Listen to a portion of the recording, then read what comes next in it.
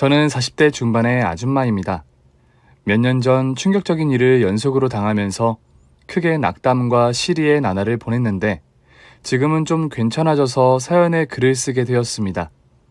필립의 사연방에 어울리는 아주 시원하고 통쾌한 반전 사이다 스토리이니 휴대폰을 잠시 내려두시고 재밌게 들어주시기를 바랍니다. 그럼 바로 시작할게요. 저와 남편은 행정공무원 시험을 준비하며 만난 사이입니다. 독서실과 학원에서 자주 마주쳤는데 남편이 자주 음료수를 사주기도 했고 식사를 하며 응원하는 고시생으로 친하게 지내는데 어느 순간부터 연애를 하고 있더라고요. 다행히 저희의 연애는 대부분 함께 공부를 하는 것이 대부분이라서 둘 다 행정공무원에 합격하게 되었습니다. 근무지는 같은 교육청에 걸려서 일터와 밖에서 늘 붙어 다녔답니다. 그렇게 오랜 연애를 하고 30대가 지나가면서 결혼을 계획하게 되었어요. 남편이 형편이 어려워서 사귄 지 7년 만에 결혼 자금을 모으게 되어 생각보다 늦게 결혼하게 된 거죠. 저는 부모님과 살고 있었고 부유층에 속하는 편이라 고생 없이 잘 컸는데 그이는 시동생과 둘이 힘들게 살아왔더라고요. 부모님 없이 형제가 서로에게 기대며 지내왔는데 시동생이 남편 뒷바라지를 했답니다. 남편의 동생은 고등학교 때부터 동대문에서 옷가게에서 알바를 했고 졸업과 동시에 직접 동대문의 한 자리를 차지하고 장사를 시작했답니다. 이야기를 들어보니 시동생이 남편의 공부 뒷바라지를 다 해줬더라고요. 공부할 돈이고 책이고 무엇이든 시동생의 도움으로 편하게 공부했다고 하더라고요. 그이와 연애하는 동안 시동생과 밥을 몇 번 먹은 적이 있었는데 장사하는 사람답지 않게 매우 조용하고 말이 없었어요. 속으로 이런 성격으로 어떻게 장사를 해서 돈을 벌어 남편 뒷바라지를 했는지 이해가 안 되기도 했답니다. 그런데 결혼 전 시동생이 일하는 곳에 놀러 가게 되었는데 제가 알던 시동생의 모습은 하나도 보이지 않았습니다. 여자 옷을 파는 시동생은 지나가는 여자들에게 호객 행위를 신나게 하고 있었어요. 대학생! 오늘 신상 들어와서 존나 간지나는 치마, 바지, 티셔츠 입고 완료됐다고! 이리 와서 구경 좀 하고 가. 오빠 오늘 하나도 못 팔았어. 와서 보기만 해. 보는데 돈 드는 거 아니잖아. 지금 나더란 소리예요? 나 대학생 아니고 대학생 딸을 둔 아줌마예요. 뭐라고요? 대학생 딸을 둔 누님이라고? 큰일 날 뻔했다. 난 누나한테 반해서 연락처 물어볼 뻔했잖아. 내가 동안 소리를 듣긴 하지. 좋아, 이 누나가 옷 구경을 좀 해줄게. 사람다 누나. 오늘 내 인생의 1번은 바로 누님입니다. 누나 혹시 싱글? 남편 있으시구나. 내 인연인 줄 알았더니 안타깝구만. 시동생은 딱 봐도 늙어 보이는 여자에게 아부하면서 금세 옷 몇 벌을 팔더군요. 그리고 다른 장사꾼들에 비해 목소리도 가장 컸고 노래 부르는 게 압도적으로 시선을 끌었습니다. Call me, touch me, 누나 누나 누 누나 누나 누나예 누나! 다른 집 가지 말고 우리 집에 와서 골라봐. 누나 가지 말고 여기서 골라. 있을 거 다 있고 없는 것은 바로 구해오는 나야. 아이고 누나, 너라고 부를 뻔했잖아. 왜 이렇게 동안인 거야? 오늘 동생의 마음을 흔든 누나는 그냥 못 가지. 이리 들어와서 내가 세팅한 옷 좀 보라고. 이야, 이 옷은 누나를 위해 만들어졌다. 끝났다. 디 엔드. 어머, 총각이 장사 잘하네. 애인 있어? 내가 누나를 두고 어떻게 애인을 두겠습니까? 오늘 옷 팔아주고 이 동생의 연락처도 가져가세요. 빈손으로 나가시면 제 전화번호는 받아가지 못하십니다. 시동생은 곱비 풀린 망아지 마냥 동대문의 중심이 되어 손님들을 끌어모았고 그만큼 많은 옷을 팔았답니다. 남편과 눈으로 구경하면서 물었어요. 오빠, 도련님 원래 저렇게 활발했어? 아니, 쟤는 장사할 때만 저러고 평소에는 과묵해. 이야, 대단하다. 일하는 것도 멋지고 여기서 보니까 남자답고 잘생긴 것 같아. 여자들이 왜 몰리는지 알 것 같다고. 그렇지. 내가 재미있는 얘기 하나 해줄까? 내 동생 팬클럽도 있어. 죄다 누나들이긴 한데 거의 추종하고 추앙한다니까. 정기적으로 옷 사러 오는 아줌마 부대가 수십 트럭이라고. 아마 내 동생이 여기 옷가게 층에서는 제일 잘 파는 장사꾼일걸? 이야, 당신 뒷바라지를 어떻게 해줬는지 궁금했는데 이제야 보게 되네? 여보, 도련님한테 잘해. 이렇게 열심히 벌어서 당신 공부시켜준 거잖아. 안 그래도 매달 받았던 거 이상으로 갚아가고 있어. 세상에 공짜가 없다는 게 동생 좌우명이거든. 입금 안 하면 바로 전화 온다니까. 그렇게 야무진 시동생은 다시 옷가게 앞으로 나와 노래를 부르기 시작했습니다. Call me, touch me, 누나 누나 누 누나 누나 누나의 누님들 싸고 예쁜 거 고르시면 우리 집으로 오셔야 해요. 다른 데 가면 누태기 쉰다니까요. 누나 누나 누 누나 누나 누나의 Call me, touch me, 누나 지나치지 말고 들어와. 예쁜 얼굴로 우리 가게를 환하게 밝혀달라고. 저는 깔깔 웃으며 시동생 가게 앞까지 다다랐습니다. 그러자 시동생이 화들짝 놀라더니 과묵한 목소리로 말하더군요. 형수님 오셨습니까? 여긴 어쩐 일로? 도련님 일하시는 거 보려고 왔죠. 그런데 도련님 진짜 대단하시다. 인기가 장난이 아니에요. 아, 그냥 먹고 살려고 쉬하는 거죠. 형수님 여기까지 오셨는데 식사라도 하셔야죠. 아니에요. 장사하시는 거 보면서 도와드릴 거 있으면 청소랑 정리라도 해드릴게요.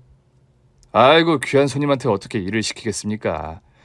그럼 잠시 앉아서 구경하시고 이따 마감하면 제가 맛있는 거 사드릴게요. 형수님이랑 안에 가서 시원하게 앉아있어.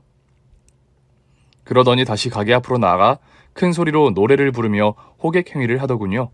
손님들이 가게 꽉 채우자 얼떨결에 저도 이 옷 저 옷을 꺼내가며 장사를 거들었습니다. 시동생은 얼마나 많이 팔았던지 금고에 현금이 수북했답니다. 젊은 사람이 이렇게 열심히 사는 걸 보게 되니 저도 반성하고 각성하게 되었고 앞으로 시동생에게 진짜로 잘해줘야겠다는 다짐을 수십 번이나 했답니다. 저와 남편은 무사히 결혼식을 올렸고 시동생과 가까운 곳에 신혼집을 마련했어요. 저희 부부가 일하는 교육청과도 가까워서 여러모로 좋은 위치였죠. 가끔 휴일에 시동생이 일하는 동대문으로 가서 일을 돕기도 하고 자주 어울려서 사이가 돈독해졌습니다. 도련님, 저한테도 누나라고 불러주시면 안 돼요? 손님들한테는 누나라고 아주 노래를 부르시던데. 아, 그건 장사하려고 쓰는 멘트잖아요, 형수님. 그리고 어떻게 귀하신 형수님에게 누나라고 호칭을 하겠습니까? 마음속으로는 누나보다 더 귀한 존재로 생각하고 있으니 괜히 기분 나빠하지 마세요. 참 신기해요. 일할 때는 무슨 가면이라도 쓰시는 건가? 이렇게 대화를 나누다 보면 무슨 스님이랑 대화하는 것 같다니까요. 여보, 그게 내 동생의 치명적인 매력이야. 팬클럽 누님들이 동생의 실제 모습을 보고 더 난리치면서 들이댄다니까. 매력이 한두 가지가 아니라면서 말이야. 그렇게 인기 만점인 시동생이 어떤 여자와 결혼할지 정말 궁금했습니다. 그런데 몇 달 뒤 시동생이 결혼할 여자라고 데리고 왔는데 솔직히 시동생이 너무 아까웠습니다. 동대문에서 장사하는 여자였는데 말하는 게 저렴해 보이고 제가 부잣집 딸이라는 걸 알고 온갖 아부를 부리더라고요. 형님, 옷 입은 거 다 찐통이에요? 이런 거 동대문 가면 짝퉁 널렸는데. 아니지, 우리 형님은 집이 잘 사니까 찐퉁 입고 있는 거겠죠? 아, 부럽다. 나도 형님처럼 간지나게 살았으면 좋겠네요. 동서, 겉이 중요한가? 내면이 중요한 거지. 어머, 역시 있는 사람은 말하는 것도 다르네. 형님, 저는 없이 살아서 그런 거 몰라요. 그냥 비싼 거 입고 비싼 백 들고 다니는 여자가 최고로 부럽다고요. 뭐 이제 형철 씨가 다 사주겠다고 하니까 저도 까리하게 살겠네요. 동서, 저기 미안한데 원래 말투가 그래? 내 말투가 어때서요? 왜요? 장사꾼 말투가 마음에 안 드시나? 고고하고 우아해야 하나요? 아니야, 내 말은 그게 아니라 억양이 센 것 같아서. 다른 뜻은 없었어. 원래 장사하는 사람들은 세요. 형님 같은 분들은 절대 동대문에서 살아남지 못해요. 그렇겠지. 여하튼 축하해. 우리 도련님의 여자가 된 걸 말이야. 인기가 보통이 아닌 남자랑 결혼하게 됐으니 동서는 복 받은 거야. 아, 그래요? 저도 어디 가서 꿀리는 년은 아닌데. 동서는 제 말꼬리를 잡고 12조로 일관했습니다. 남편과 저는 당연히 동서와의 결혼을 반대했습니다.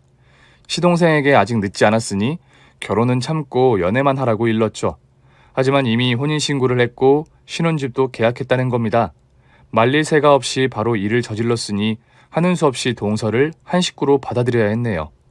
시동생이 결혼하고 얼마 뒤 저는 임신을 하게 되었는데 몸이 자주 아프고 무거워서 외출을 자제했어요. 또 동서가 저희 부부를 별로 좋아하지 않아서 시동생 부부와 자연스레 멀어졌습니다. 이듬해 제가 건강한 딸을 출산하게 되었고 남편과 둘이 딸을 키우는 재미로 지냈습니다. 그리고 시동생 부부와 다시 만날 기회가 있어 한자리에 모였는데 동서가 임신했다는 소식을 전하더라고요. 출산한 저와 임신한 동서를 서로 축하하느라 오랜 시간을 웃고 떠들었던 것 같아요. 다시 자주 만나는 사이가 되자고 약속했는데 이번에는 임산부인 동서가 몸이 힘들어서 거의 보지 못했어요. 저와 남편은 동서가 꼭 같이 오지 않더라도 시동생만 가끔 만났으면 하는 바람이었습니다. 그런데 장사하고 먹고 살기 바쁘다며 여러 차례 거절하더라고요. 형제가 결혼 후 사이가 멀어지는 것 같아 마음이 좋지 않았죠. 그렇게 해가 3번 바뀌었고 시동생 부부와는 명절 때 한 번 보는 사이가 되었습니다. 조금 어색하지만 시동생은 늘 처음 봤을 때와 똑같은 모습이어서 남처럼 느껴지지 않았어요. 마치 남동생을 오랜만에 만난 것처럼 반가웠답니다. 반면 동서와 조카애는 이상하게 정이 가지 않았어요. 동서는 말투와 행동이 마음에 들지 않았는데 조카애가 그대로 닮은 것 같아 안타까웠답니다. 이렇게 마음의 거리가 멀어지면서 각자 가정만 생각하면서 지냈어요. 그러던 어느 날 술에 취한 시동생이 저희 집에 찾아왔습니다. 현관문을 쾅쾅 두들기며 저를 부르더라고요. 형수님! 형수! 안에 계세요? 저는 시동생 목소리를 듣고 벌떡 일어나 문을 열어줬습니다. 서방님, 이 시간에 웬일이에요? 아우, 술 냄새. 서방님, 무슨 일이에요? 형수님이 보고 싶어서 왔습니다. 누나 예. 오랜만에 형수님이 보고 싶어서 시동생이 찾아왔다고요. 형수님 사랑합니다. 그리고 형도 사랑합니다. 우리 조카 선진이도 아주 많이 사랑합니다. 서방님 무슨 일 있으시죠? 뭔지 말씀해보세요. 속상한 일을 혼자서 풀려고 술을 떡이 되도록 마신 모양인데 우리가 남인가요? 자주 보진 못했지만 우리 서방님 가족이라고요. 힘든 일 있으면 뭐든지 말씀해보세요. 그러자 시동생은 제 말에 대답을 하는 대신 제 딸을 안고 배시시 웃었습니다. 아무리 물어도 무슨 일인지 대답하지 않길래 저희도 그냥 하루 자고 가라고 자리를 펴줬답니다. 다음날 아침에 일어나 거실에 나가봤더니 시동생은 벌써 이불을 깔끔하게 개키고 나갔더라고요. 전화를 해봤더니 받지 않았고 다시 전처럼 연락 없이 지내더라고요.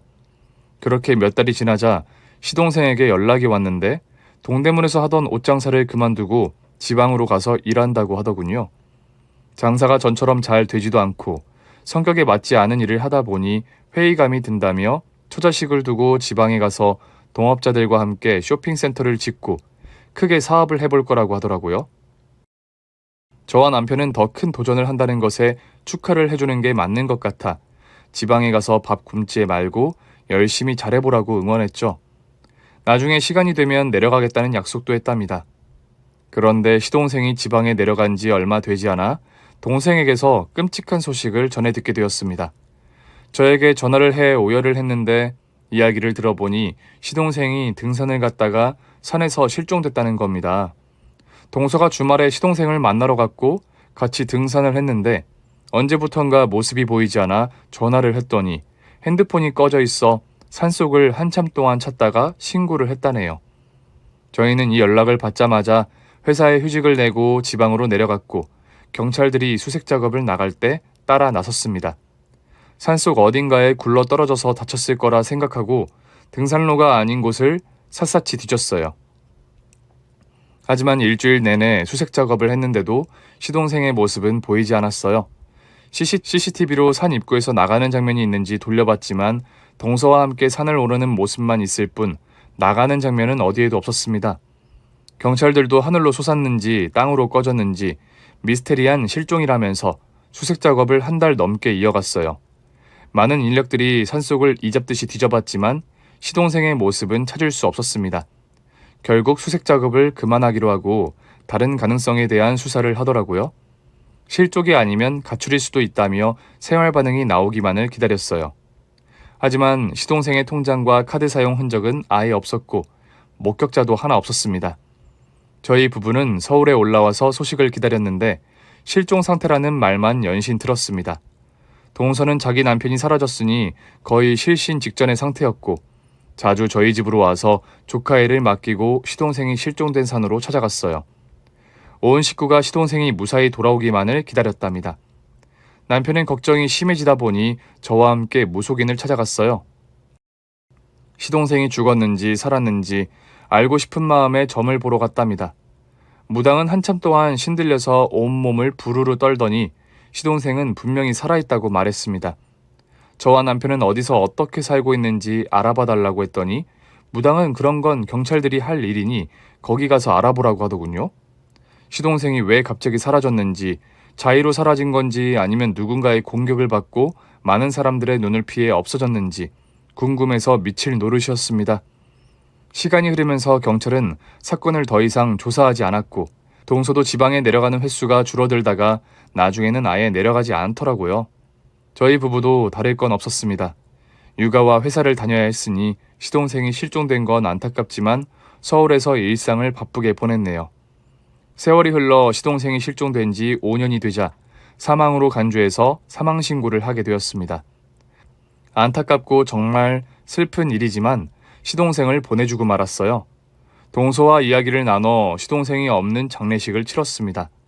동서는 슬피 울기만 했고 아무것도 모르는 어린 조카애는 손장난을 치며 조용히 앉아 있었어요. 그리고 저와 남편은 조문객을 받으며 감사 인사를 일일이 전했습니다.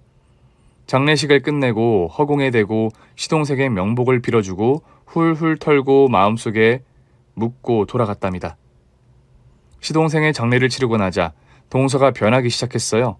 저희가 가끔씩 만나서 잘 몰랐던 것일 수도 있는데 사치가 굉장히 심해졌답니다. 물론 시동생의 사망보험금이 나온 데다 모든 재산이 동서에게로 갔으니 돈을 쓰는 건 자유였으니 뭐라 할 말이 없었습니다. 게다가 어딜 그렇게 놀러 다니는지 허구한 날 조카애를 자기네 친정에 맡기고 장기간 해외여행을 다녀오더라고요. 그러던 어느 날 놀러 가려는 게 빤히 보이는데 지방에 일하러 간다며 조카애를 며칠 맡겨두면 안 되겠냐고 하더군요. 형님, 저 지방에 일이 있어서 한 3일 정도 다녀와야 하는데 우리 인수를 봐주실 수 있을까요? 저희 친정엄마가 허리를 다치셔서 당분간 육아는 힘들 것 같아서요. 부탁 좀 드릴게요. 그래?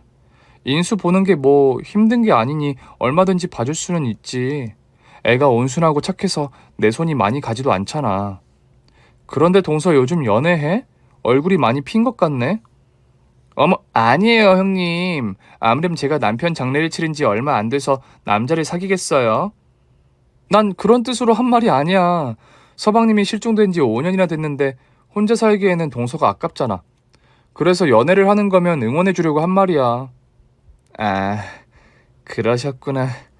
그런데 아니에요. 인수가 다 클 때까지는 재혼 같은 거 안 할 거예요. 그러니까 괜한 오해하지 마세요. 뭐 어쨌든 지방에 잘 다녀와. 인수는 내가 잘 봐줄게. 고마워요, 형님. 제가 올라오는 길에 맛있는 거 사올게요. 그렇게 동서는 조카애를 맡기고 지방에 내려갔습니다. 조카애는 동서와는 다르게 입이 무겁고 장난도 거의 치지 않았답니다. 애기가 꼭 선비 같은 게 동서 아들이라고 하기에는 너무 안 어울렸어요. 남편이 퇴근하고 돌아와 조카애를 보더니 뜨거운 애정 표현을 하며 반겨주었고 같이 웃고 놀려고 애써주었습니다. 제 딸이 먼저 남편의 등에 올라타 말타기 놀이를 했고 조카 인수도 남편 등에 태웠답니다. 그러자 조카애는 말타기를 하는 대신 남편의 어깨를 주물러 줬답니다. 인수야, 너 꼭 네 아빠 같다. 어렸을 때 그 녀석이 내 등에 올라타면 이렇게 어깨를 주물러 줬거든. 이 녀석 지 아빠를 아주 빼다 박았구나, 멋진 놈. 우리 아빠가 그랬어요? 큰아빠, 우리 아빠 돌아가시지 않았어요. 살아계세요. 응? 인수야, 우리도 그렇게 믿고 싶은데 아무도 찾지 못했잖아. 네 마음은 알겠다만 아빠를 하늘로 보내주자꾸나.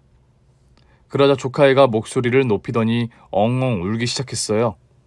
아니에요. 우리 아빠 살아있어요. 큰아빠 큰엄마는 거짓말쟁이. 우리 아빠는 분명히 살아있다고요. 그래 맞다. 네 아빠는 어딘가에 살아계셔. 이 큰아빠가 말실수를 했다. 미안하다.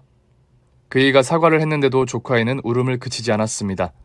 그래서 남편은 저에게 턱짓을 하며 UFC 한 판을 하자고 하더군요. 인수야, 큰아빠랑 큰엄마랑 UFC 하는 거 볼래? 너 격투기 알지? 그 코리안 좀비 알고 있니? 이 큰아빠가 대치동 잠비야. 큰엄마는 대치동 쌍칼이고. 우리 둘이 격투기 하는 거 보여줄게. 이거 완전 재밌다. 자, 여보, 시작하자. 아, 이런 건 애들 앞에서 하긴 좀 그런데. 그래도 뭐 당신이랑 붙으면 자신 있으니까 한번 붙어보지. 저희 부부는 작년부터 권태기가 생겼을 때 취미로 격투기 체육관을 다니고 있었는데 제가 항상 실력이 앞서고 있었습니다. 조카애를 위해 몸을 풀고 멋진 구경을 시켜주려고 시작했습니다. 제 딸은 자주 보던 거라 엄마 이겨라 아빠 이겨라를 번갈아 가면서 응원하며 구경했죠. 글러브를 끼고 마우스피스까지 끼우고 시합을 시작했답니다. 여보, 오늘은 봐주는 거 없다. 승부의 세계에서는 남녀가 없는 거라고. 또 그 소리야? 맨날 지면서 허구한 날 봐준다는 소리 하네. 인수가 보고 있으니까 빨랑 재밌게 해보자고. 화끈하게 보여주고 인수 재우잔 말이야. 좋아, 그럼 들어간다. 잭잭 라이트 훅 업컷. 당신 공격은 너무 진부해. 이런 거 눈 감고도 피하겠다고. 계속 들어와봐. 그러자 남편은 양팔을 휘저으며 도발하더군요. 저는 허리를 굽혀서 가볍게 피하고 남편 턱에 카운터 펀치를 꽂았습니다. 그이는 바닥에 쓰러졌는데 아직 끝나지 않았다며 괜찮다는 제스처를 보냈어요. 오늘은 잘 버티는데. 좋아, 그럼 그라운드로 들어가지. 자, 파운딩 초크 안마. 내가 대치동 쌍칼이다. 저는 괴성을 내지르며 남편의 팔을 물을 뽑듯이 잡아당겼습니다. 그러자 남편은 살려달라고 탭을 연속으로 치더군요. 여보, 한번! 이러다 팔 부러지겠어! 아, 재미없어. 당신 실력은 왜 이렇게 안 느는 거야? 내가 안 느는 게 아니라 당신이 겁나 센 거야. 우리 체육관에서 당신이 넘버원이잖아. 아, 오늘 시합 싱겁게 이겼는데. 다행히 우리 조카 인수가 웃는다. 인수야, 재밌지? 네, 재밌어요. 큰엄마, 또 보여주세요. 승부는 3판 2승제잖아요. 얼른 계속해주세요. 대치동 좀비 큰아빠, 이번에는 복수해주세요. 다행히 조카애가 마음이 풀려서 저희 둘은 화끈하게 경기를 또 치렀습니다. 두 번째 판은 제가 일부러 져줬어요. 조카애가 더 오래 즐기라고 3판 승부까지 넘어가게 된 거죠. 하지만 마지막 경기에서는 제가 점프해서 상대의 얼굴에 무릎을 박아버리는 플라잉 니킥으로 남편을 KO 시켜버렸습니다. 조카애와 딸아이는 박수를 짝짝 치면서 즐거워했답니다. 인수는 격투기를 배우고 싶다며 저에게 매달려서 떨어지지 않았어요. 그래서 안발을 어떻게 하는지 가르쳐줬고 펀치를 때리는 법을 알려주었습니다. 그러자 인수가 허공에 주먹을 휘두르고 놀더니 금세 지쳤고 야식을 조금 먹이자 졸립다고 눈을 감더라고요. 아이고, 우리 조카가 피곤한가 보네. 딸내미, 동생 데리고 들어가서 같이 잘 수 있지? 응, 인수는 착하고 얌전해서 데리고 자는 건 어렵지 않아. 큰엄마, 오늘은 큰엄마 옆에서 자면 안 돼요? 저 큰엄마 품에 안겨서 자고 싶어요. 그 순간 조카의 눈을 봤는데 진심으로 제 옆에서 자고 싶어하는 눈치였습니다. 친엄마가 있는데도 사랑을 못 받은 아이처럼 느껴졌답니다. 그래서 저는 남편을 딸과 자라고 했고 조카와 애를 제 침대에 눕혀서 안고 잠이 들었어요. 지쳐 잠든 조카의 얼굴을 내려다보는데 시동생 얼굴이 떠올랐습니다. 어쩜 그렇게 붕어빵인지 얼굴도 성격도 똑같았답니다. 조카의 머리를 쓸어주며 잠이 들지 못하고 바라만 보고 있었는데 조카의 잠꼬대가 시작되더군요. 악몽을 꾸는지 시름시름 앓는 소리를 내면서 중얼거렸습니다. 엄마, 잘못했어요. 저 때리지 마세요. 제발 그만 때리세요. 아빠가 궁금하다는 말 안 할게요. 조카애가 아빠가 어떤 사람인지 궁금하다고 말했다가 동서에게 혼이 난 모양이었습니다. 그런데 인수의 다음 잠꼬대는 더 충격적이었습니다. 엄마, 아저씨랑 아빠한테 다녀왔죠. 다 들었어요.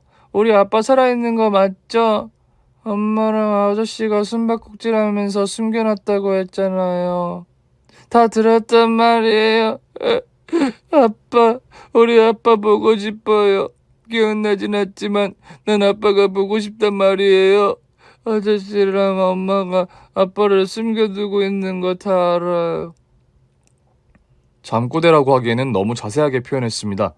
진짜 경험했던 순간을 꿈으로 되풀이하는 것 같았답니다. 그래서 저는 조카애가 깰 때까지 기다렸는데 새벽녘에 눈을 뜨더라고요. 그래서 바로 물어봤어요. 인수야, 너 아빠 어디 있는 줄 알아? 꿈속에서 아빠를 찾는 것 같던데 아빠가 살아계시니? 저도 본 적은 없어요. 그런데 엄마가 아저씨랑 통화하는 걸 들었어요. 아저씨가 아빠를 감시하고 있다고 했단 말이에요. 뭐 아저씨? 그럼 엄마랑 연락하는 아저씨가 있단 말이야? 혹시 다른 걸 들은 건 없니? 그거 말고는 몰라요. 그냥 엄마가 아저씨한테 아빠 감시를 게을리하지 말라고 했어요. 시간에 맞춰 약을 주라고도 했어요. 그게 정말이야? 인수 엄마가 아저씨랑 자주 통화했어? 네, 자주 통화했어요. 그래서 제가 아빠 살아있는 거냐고 말하면 엄마가 화내면서 그런 소리 하면 맴매한다고 했어요. 큰아빠, 큰엄마한테 이걸 얘기하면 저를 하늘나라에 보내겠다고 했어요. 뭐야? 그게 다 사실이야? 우리 인수가 거짓말 할 리가 없으니 맞겠지? 인수야, 걱정하지 마. 큰엄마랑 큰아빠가 꼭 인수 아빠를 찾아줄게. 약속해. 큰엄마, 우리 아빠 살아있겠죠? 제가 잘못 들은 거 아니겠죠? 그럴 거야. 하늘이 도우라고. 인수가 오늘 우리 집에서 잠을 잤나 보다. 저는 바로 남편을 깨워서 조카애가 잠꼬대를 한 것부터 해서 시동생이 살아있을지도 모른다는 걸 알려줬습니다. 그이는 어린애가 상상해서 말하는 걸 수도 있으니 괜히 넘겨짚지 말자고 했는데 제가 안발을 꺾으며 정신 똑바로 차리고 조카 말을 쉽게 듣지 말라고 경고했습니다. 그러자 그이는 알겠다며 저와 함께 찾아보자고 계획을 세웠답니다. 저와 남편은 조카애한테 우리한테 한 말을 절대 동서에게 말하지 말라고 했어요. 그렇게 되면 시동생을 절대 못 찾을 수 있다고 설명하면서 말이죠. 이틀 뒤 동서가 저희 집에 조카애를 찾으러 왔어요. 형님 고마워요. 인수가 사고치거나 헛소리를 하지는 않았죠? 헛소리? 무슨 헛소리? 아, 별거 없었죠. 그냥 하는 말이에요. 얘가 지 아빠 장례식 다녀오고 나서는 자꾸 아빠 보고 싶다고 난리를 쳤거든요. 다행히 사고친 것 같지 않아 보이니 다행이네요. 그런 거 없었어. 동서는 지방에서 일을 잘 해결한 거야? 또 언제 가는 거야? 저요? 다음 주에 또 내려가긴 하는데 그때도 형님이 우리 인수를 봐주실 수 있겠어요? 물론이지. 걱정하지 말고 언제든지 맡기라고. 그럼 다음 주에 봐. 동서가 그렇게 떠나자 저와 남편은 작전을 세웠습니다. 일주일 뒤에 동서는 약속대로 인수를 데리고 왔고 지방에 이틀 정도 다녀온다고 하더군요. 그래서 저희는 딸과 조카애를 친정 엄마한테 맡겼습니다. 그리고는 동서 차에 부착한 위치 추적기를 따라 차를 타고 달려갔답니다. 동서는 강원도의 한 시골까지 한 번도 차를 세우지 않고 가더군요. 저희 역시 소변을 참아가며 뒤를 따라갔네요. 이윽고 산속에 있는 허름한 폐가가 보였는데 동서차가 그 앞에 서 있었고 폐가 안에 하얀 전등빛이 새어나오고 있더라고요. 그 안에서 무슨 일이 벌어지고 있는 것 같아 저와 남편은 바로 차에서 내려 폐가 쪽으로 걸어 들어갔습니다. 이윽고 창가에서 동서와 누군지 모를 남자가 보였어요. 두 사람은 낄낄거리며 웃고 있었는데 잠시 후 철제 침대에 누워 링거를 맞고 있는 시동생이 보였습니다. 분명 살아있는 시동생이었어요. 눈을 깜빡거리고 숨을 거칠게 쉬는 모습을 저와 남편이 같이 목격했죠. 이에 바로 폐가 안으로 들어가서 두 사람에게 소리쳤습니다. 동서! 그리고 옆에 개자식아! 너희 뭐하는 짓이야? 서방님이 살아있었어? 동서 설명해봐. 서방님이 멀쩡하게 살아있는데 왜 거짓말을 했는지 말이야! 아, 뭔가 이상한 느낌이 든다더니. 두 사람이 날 미행한 거예요? 아씨, 재수 온 붙었네. 저기요, 이게 더 낫지 않겠어? 한꺼번에 쓸어버리고 이 나라를 뜨는 거지. 괜히 의심하는 사람이 있으면 찝찝하니까 제거하고 가는 게 낫지 않겠어? 아무래도 오늘이 날인가 보다. 그런가? 하긴 내 새끼는 어차피 버릴 계획이었고 저 두 년놈이 의심하고 발목을 잡을 수도 있으니 제거하면 되겠네. 아, 형님, 아주버님, 이리로 오세요. 제 남편이 살아있어요. 와서 상봉하세요. 동서 똑바로 말해. 이게 어떻게 된 일인지. 너 처음부터 거짓말했지. 우리 서방님이 산에서 실종된 건 개소리였지? 하, 존나 짜증나네. 그래, 니들 제삿날이니까 다 알려줄게. 맞아. 나랑 여기 옆에 있는 내 애인이 세운 계획이었어. 동대문에서 내 남편이 알부자인 건 모두 아는 사실이니까 내가 꼬시려고 공을 좀 들였지. 술 먹이고 모텔 데려가서 다음날 책임지라고 소리를 질렀더니 내가 하자는 대로 하더라. 그렇게 해서 사귀게 되었고 결혼까지 꼬린한 거지. 그리고 내가 아들을 낳고 돈을 뜯으려고 했는데 이 인간이 지갑을 열지 않더라고. 얼마나 짠돌이인지 생활비만 주고 말더라. 그래서 내 애인이랑 짜고 산에서 실종된 쇼를 벌였어. 내 애인이 산에서 이 인간을 돼지게 팼고 CCTV를 피해서 은밀하게 이동했단 말이야. 정말 대단한 아이디어 아니야? 아무튼 우리는 이 자식의 전 재산을 가로채면 바로 뜨려고 했는데 5년이 지나는 동안 통장 비밀번호고 뭐고 아무것도 알려주지 않더라고. 실종 가지고는 새로 들어간 쇼핑센터 사업에 돈을 빼는 것도 안 된다고 하니까 5년 만에 사망신고를 해서 절차를 밟고 있다고. 이제 곧 이 인간 재산이 모두 내 차지가 될 거야. It's okay? 그러니까 동서는 시동생이 여기로 끌려와서 재산을 절대 빼앗기지 않으려고 하자 지금까지 숨겨놓고 있던 겁니다. 저와 남편은 이런 공포영화 같은 일이 실제로 일어난 게 믿어지지 않아 한참을 놀란 표정으로 듣고 있었습니다. 그러다 곧 정신을 차리고 동서와 상간남을 제쳐버리기로 했어요. 동서, 그래서 서방님 재산을 다 물려받으려면 며칠 더 있어야 된다는 거네? 보험금도 아직 안 나왔지? 그래 이년아, 돈만 다 받으면 이 자식 없애버릴 계획이었는데 변경됐다. 너희 둘까지 더해서 새 년놈을 없애버리겠어. 바로 오늘 말이야. 이윽고 어둠 속에서 등짝만 보이던 상간남이 뒤를 돌아 저희 부부 앞에 모습을 드러냈습니다. 근육덩어리에 레슬링 선수 같은 만두기를 하고 있었고 온몸에 문신이 있었습니다. 그리고 주먹이 어마어마하게 컸어요. 반갑소. 그런데 만나자마자 되져야해서 어쩌나. 도망가기는 너무 늦은 것 같은데. 아니, 만두기? 당신 운동했어? 나, 알아보는구나. 격투기 선수 출신이야. 유튜브에 내 경기 영상이 다수 있다고. 제기랄 여보, 이거 일이 커졌는데 프로 선수를 상대해야 하잖아. 여보, 내가 재수 씨를 맡을 테니까 당신이 저 덩치를 맡는 게 어때? 이 남자가 여자한테 저런 덩어리를 맡으라고? 당신 제정신이야? 아이, 미치겠네. 저런 근육 돼지 놈이 있을 줄은 몰랐지. 모르겠다. 내가 저놈 맡을 테니까 당신이 재수 씨를 조져. 저와 남편이 각자 임무를 분담을 하고 몸을 풀면서 전진했습니다. 그러자 근육돼지와 제 남편이 붙게 되었는데 남편이 잽싸게 몸을 피하면서 폐가를 빙빙 돌며 피해 다녔어요. 그리고 저는 동서와 맞붙게 되었는데 인연도 보통이 아니더라고요. 제가 라이트 훅을 날렸는데 이걸 손바닥으로 잡더니 팔꿈치로 제 코를 날렸답니다. 엘보? 동서 격투기 좀 배웠니? 좀 한다. 이 미친. 야, 내 애인이 격투기 선수였어. 허구한 날 수련했다고 이 골 빠진 년아. 아가리 싸물고 빨랑 덤벼라. 네 년하고 네 남편 그리고 내 남편은 오늘 제삿날이야. 동서가 펀치와 킥을 연달아 공격했는데 저는 이를 막아내며 빈틈을 찾으려고 했습니다. 그런데 동서의 실력은 저보다 한 수 위였습니다. 펀치 몇 대를 맞았더니 동서가 3명으로 보이더군요. 인연 어딨어? 으이씨. 넌 솜방망이 같은 주먹으로 나한테 덤비려고 한 거니? 한심하다. 뭐 어쨌든 이제 그만 마무리하고 끝내야겠다. 니들 다 없애버리고 내 남편 재산 넘겨받고 보험금 받으면 바로 해외로 튈 거야. 그럼 네 아들은 인수는 어떻게 되는 거지? 어떻게 되긴 그냥 버리는 거지. 그깟 내가 대수야?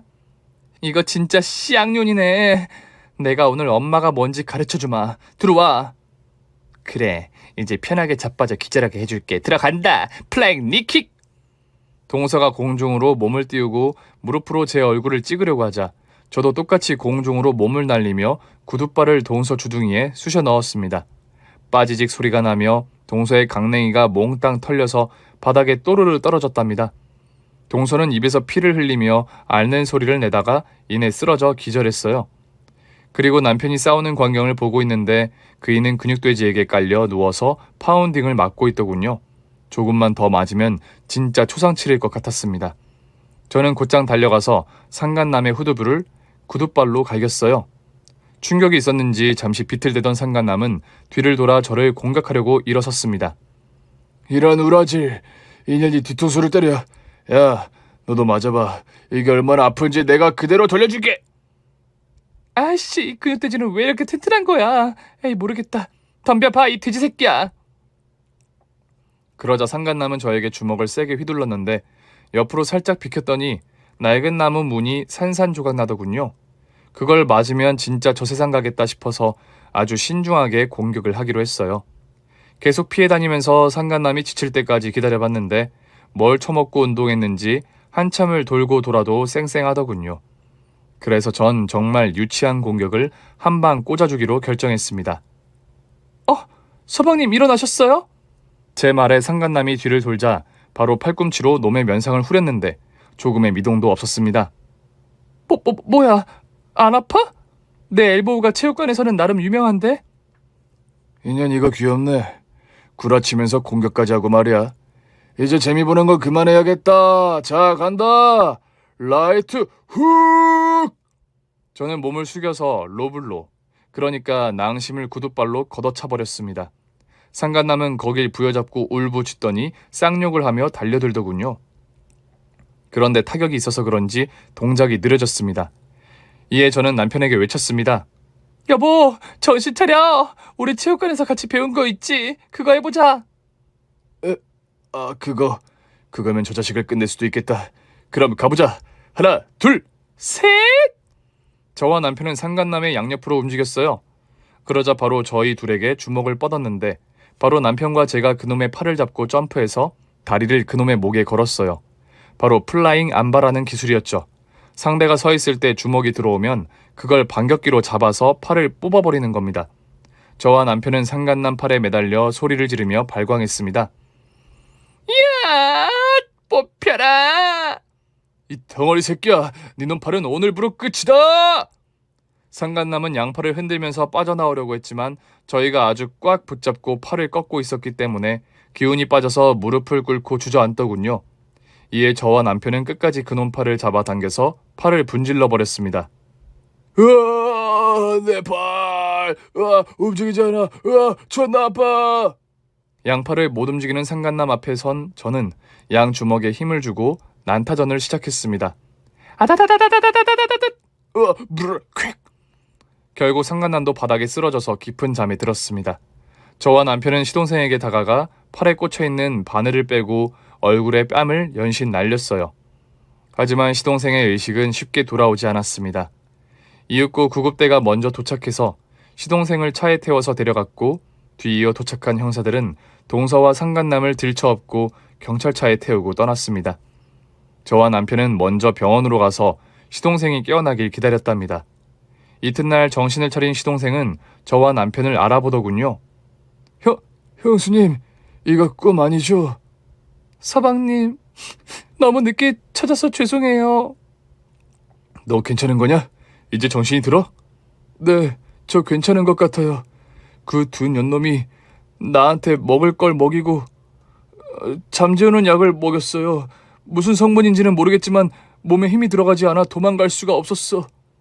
서방님, 그거 다 불법으로 구한 약인 것 같더라고요. 어쨌든 이제 무사해요. 회복하는 것만 신경 쓰세요. 그럼 두 년놈은 어떻게 된 거죠? 우리가 잡았어요. 지금 경찰서에서 조사받고 있는데 곧 구속될 겁니다. 그리고 두 년놈이 한 짓에 대한 벌을 받게 될 거고요. 고마워요, 형수님. 전 이대로 끝나는 줄 알았어요. 그런데 형수님, 제 아들은 잘 있나요? 궁금해요? 그럼 한번 불러보시든가. 설마 여기에 데려오셨어요?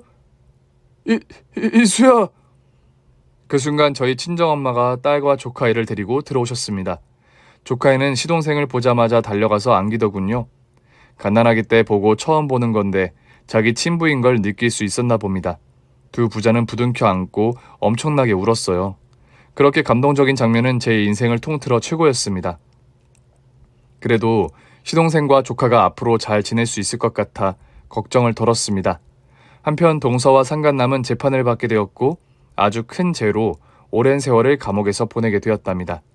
한 사람의 인생을, 아니 여러 사람의 인생을 망치려 했으니 그에 알맞은 선고가 내려졌습니다. 법원에서 본 두 년놈은 반쯤 정신이 나가 있었어요. 그도 그럴 것이 지금쯤이면 원래 하와이에서 호강하고 있을 텐데 수의를 입고 교도소에 들어가고 있으니 충격이 심했을 겁니다. 어쨌든 조카의 잠꼬대로 인해 실종되고 세상 떠난 줄 알았던 시동생을 되찾아 모든 걸 되돌릴 수 있었습니다. 조카는 자기 엄마한테 사랑을 못 받고 자랐는지 감옥에 가는 걸 보고도 아무렇지 않은 눈치였어요. 그저 시동생에게 껌딱지처럼 들러붙어서 사랑을 갈구하는 모습만 보였답니다. 이렇게 사건은 종결되었고 시동생은 다시 새로운 인생을 살기 시작했습니다. 쇼핑센터의 지분을 빼고 전 재산을 털어 저희 부부에게 한 가지 제안을 하더군요. 형수님, 저기 우리 2층 주택집으로 이사 가면 어떨까요? 아래층은 형네 가족이, 위층에는 나와 아들이 사는 거예요. 매일 얼굴 보면서 사는 가족이 되면 좋겠어요. 집은 제가 벌써 마련했습니다. 도련님, 그게 정말이에요? 전 재산을 털어서 우리 집까지 마련했다고요? 아, 물론 형이 저한테 집값의 반은 줘야죠. 일단 제가 질러놓은 거예요. 아, 난 또 공짜로 집을 얻나 싶었죠. 농담인 거 아시죠? 도련님, 그럼 우리가 한 집에 살아봐요. 뭐 보나마나 재밌겠네요. 그런데 도련님은 앞으로 무슨 일을 하실 계획이에요? 배운 게 도둑질이라고 장사꾼이 할 수 있는 게 뭐가 있겠어요. 저는 온라인 쇼핑점을 내서 옷이나 팔아야죠. 전처럼 노래를 부르거나 호객행위 같은 걸 안 해도 되니 편하겠네요. 그리하여 저희 식구는 시동생이 마련한 2층 주택에 들어가 살기로 했답니다. 제가 딸을 돌보는 시간에 조카 애를 같이 봐주고 있어요. 아무래도 남자 혼자서 일과 육아를 병행하기에는 힘드니 제가 회사에서 퇴근하면 틈틈이 육아를 돕고 있답니다. 그리고 얼마 뒤 저희 2층 주택에 새로운 식구 하나가 들어왔어요. 시동생이 새로 만난 여자인데 얼굴도 예쁘고 금수저라고 하더라고요. 여자는 여자가 봐야 한다는 마음으로 제대로 살펴봤는데 성격도 좋고 말투도 차분하고 예의 바른 사람이었습니다.